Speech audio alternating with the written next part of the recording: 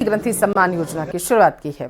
योजना की शुरुआत होते ही बताया जा रहा है उस पर सियासत भी तेज हो गई है, क्योंकि बीजेपी से लेकर के कांग्रेस जो है आम आदमी पार्टी पर हमलावर है और इसे जो है सियासी एंगल के तौर पर दर्शाया जा रहा है।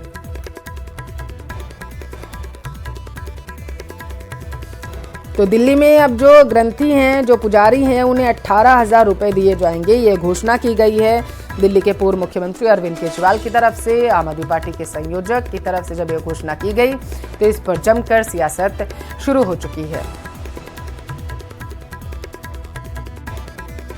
बीजेपी कर दे, बीजेपी ने तो आज तक कहीं घोषणा तक नहीं की है।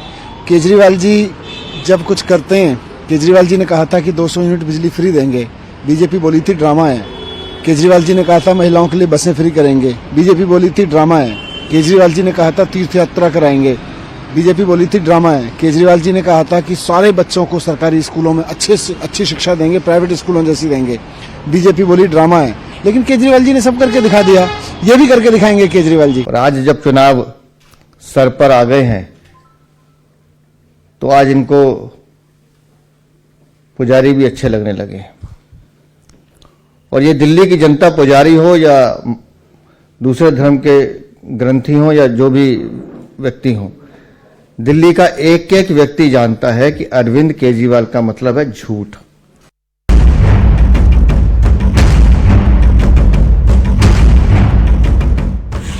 दिल्ली में पुजारी ग्रंथी सम्मान योजना के लिए रजिस्ट्रेशन का काम आज से शुरू हो गया है।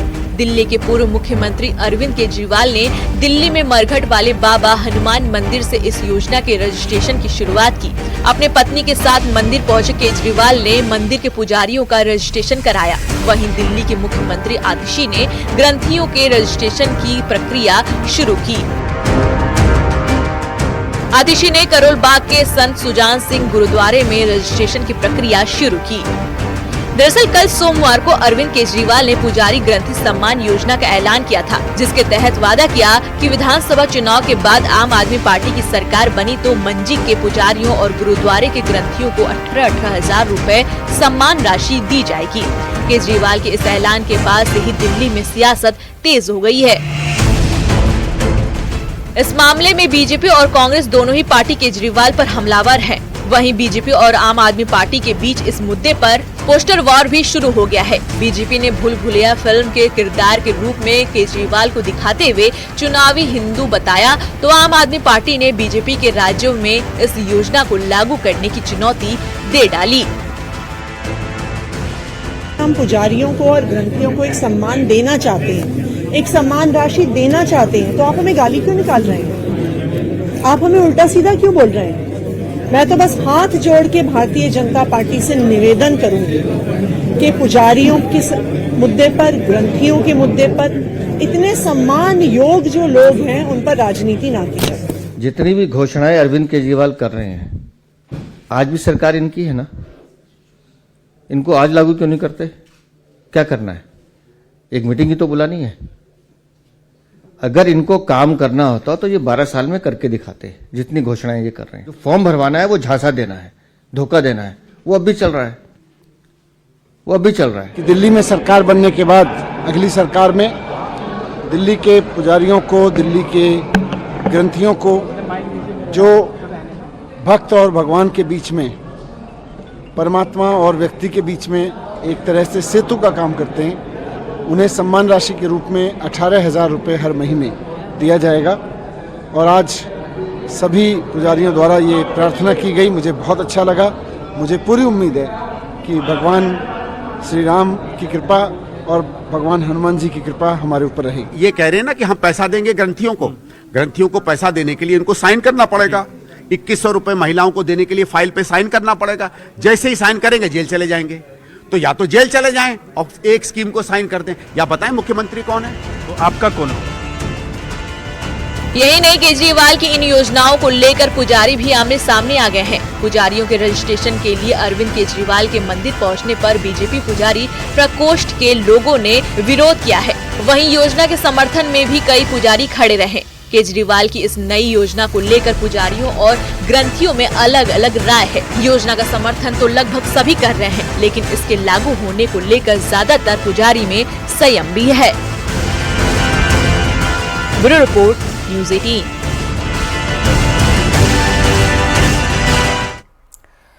दिल्ली की मुख्यमंत्री आतिशी ने मंदिरों और बौद्ध संरचनाओं को ध्वस्त करने के धार्मिक समिति के आदेश के खिलाफ मंगलवार को एलजी वीके सक्सेना को पत्र लिखा। एलजी को लिखे पत्र में उन्होंने कहा कि धार्मिक संरचनाओं को गिराने से लोगों की धार्मिक भावनाएं आहत हो सकती हैं। अपने पत्र में उन्होंने कहा कि ये मेरे ध्यान में लाया गया है कि धार्मिक समिति ने 22 नवंबर 2024 की एक बैठक में पूरी दिल्ली में कई धार्मिक संरचनाओं को ध्वस्त करने का आदेश दिया। पिछले साल तक धार्मिक समिति का फैसला दिल्ली सीएम के माध्यम से एलजी के पास जाता था, लेकिन संबंधित आदेश में इस प्रक्रिया का पालन नहीं किया गया। एलजी सचिवालय ने एक बयान में कहा है कि न तो कोई मंदिर, मस्जिद, चर्च या कोई अन्य पूजा स्थल तोड़ा या ध्वस्त किया जा रहा है, न ही इस बाबत कोई फाइल उपराज्यपाल के पास आई है। मौजूदा सीएम अपनी और अपने पूर्ववर्ती सीएम की विफलताओं से ध्यान भटकाने के लिए घटिया राजनीति कर रही हैं। उधर दिल्ली में फर्जी वोटर आईडी कार्ड बनवाने के मामले में 6 लोगों के खिलाफ एफआईआर दर्ज की गई। दिल्ली के नरेला इलाके में 6 लोगों के खिलाफ एफआईआर दर्ज कराई गई है, जिसमें 2 लोग बिंदापुर और 4 द्वारका के रहने वाले बताए जा रहे हैं। ये एफआईआर की कॉपी है जो हम आपको आपके टेलीविजन स्क्रीन पर दिखा रहे हैं। फर्जी दस्तावेज लगाकर किस तरीके से लोगों को नागरिकता यहां पर दी जा रही है, क्योंकि उनका वोटर आईडी कार्ड बनवाया जा रहा है, अवैध तरीके से उन्हें यहां पर बसाया जा रहा है। लगातार पुलिस इन लोगों पर कार्रवाई कर रही है। फर्जी तरीके से जिस तरीके से आईडी कार्ड इनके बनवाए जा रहे हैं और अवैध लोगों को किस तरीके से भारत का नागरिक बताने की मंशा जो है वहां पर की जा रही, इसको तोड़ने की कोशिश लगातार प्रशासनिक अधिकारी कर रहे हैं और इसी बाबत एक एफआईआर भी दर्ज कराई गई है। वोटर लिस्ट में किस तरीके से फर्जीवाड़े तरीके से नाम लोगों के डाले जा रहे हैं, इसको लेकर के भी बताया जा रहा है कि पूछताछ की जाएगी।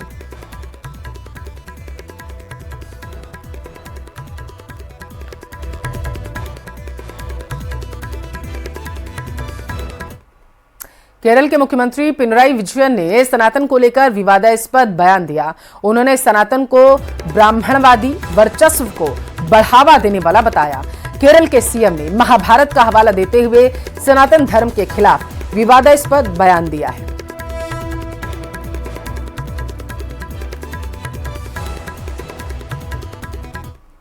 बीपीएससी परीक्षा पर प्रशांत किशोर के अल्टीमेटम पर बिहार के मंत्री विजय चौधरी ने पलटवार कर दिया।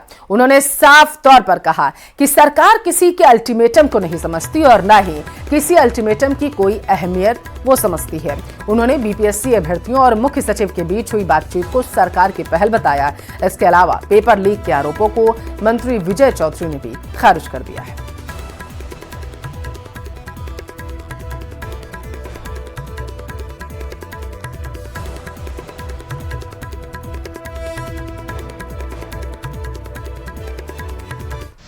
अब आप सोचिए कि पेपर लीक हुआ नहीं और पेपर लीक हुआ इस बात का हंगामा करके परीक्षा में बाधा डाली गई। एक सेंटर पर बवाल हुआ।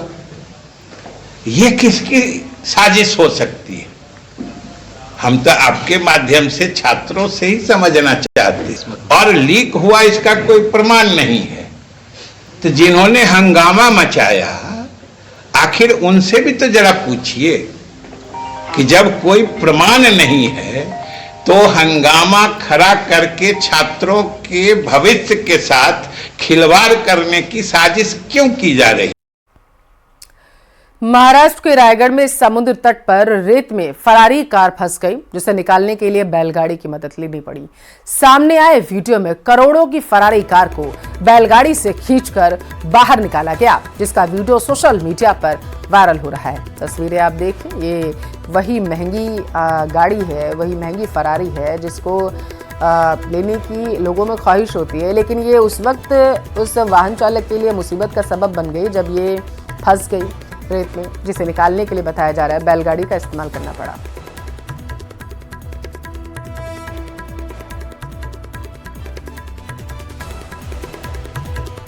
तो महाराष्ट्र के रायगढ़ से तस्वीर आप देख पा रहे हैं, जहां पर रेत में जब फरारी फंस गई तो उसे निकालने के लिए वहां पर एक बैलगाड़ी को बुलाया गया। बैलगाड़ी में एक रस्सी की सहायता से फरारी को बांधा गया, आगे का जो उसका वाहन का हिस्सा है वो बांधा गया ताकि खींचकर उसे निकाला जा सके। और ये जो वीडियो आप देख रहे हैं अब सोशल मीडिया पर तेजी से वायरल है।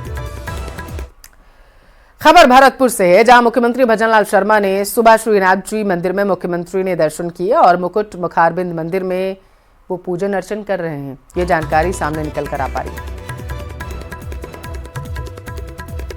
तो भरतपुर से तस्वीरें आप देख पा रहे हैं, जहां पर आपने दिन की शुरुआत सूबे के मुखिया सीएम भजनलाल शर्मा ने श्रीनाथ जी मंदिर में दर्शन के साथ के मंगला दर्शन करने के लिए वहां पर मुख्यमंत्री पहुंचे, जहां पर उनकी तरफ से भगवान का पूजन अर्चन किया गया है, विशेष पूजा की गई है। मंगला दर्शन करने के लिए वहां पर पहुंचे हुए थे पूरे परिवार के साथ सूबे के मुखिया मंदिर पहुंचे और मुकुट मुखारबिंद मंदिर में इस वक्त पूजन अर्चन कर रहे हैं। ऐसी जानकारी सामने निकल कर आ पा रही है।